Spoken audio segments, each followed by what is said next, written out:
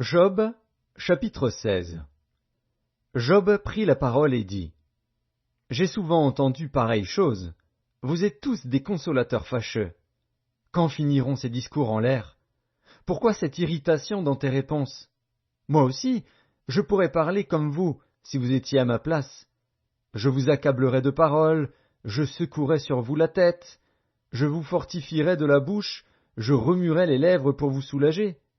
Si je parle, mes souffrances ne seront point calmées. Si je me tais, en quoi seront-elles moindres?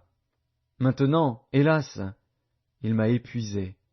Tu as ravagé toute ma maison. Tu m'as saisi pour témoigner contre moi. Ma maigreur se lève et m'accuse en face. Il me déchire et me poursuit dans sa fureur. Il grince des dents contre moi. Il m'attaque et me perce de son regard. Ils ouvrent la bouche pour me dévorer. Ils m'insultent et me frappent les joues. Ils s'acharnent tous après moi.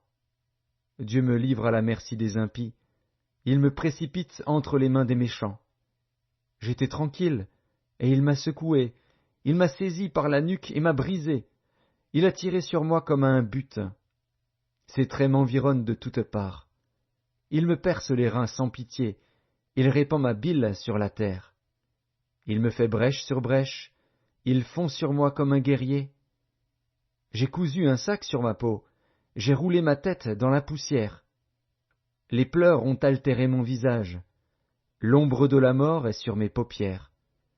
Je n'ai pourtant commis aucune violence, et ma prière fut toujours pure. Ô terre, ne couvre point mon sang, et que mes cris prennent librement leur essor. Déjà maintenant, mon témoin est dans le ciel, mon témoin est dans les lieux élevés. Mes amis se jouent de moi. C'est Dieu que j'implore avec larmes. Puisse-t-il donner à l'homme raison contre Dieu, et au Fils de l'homme contre ses amis?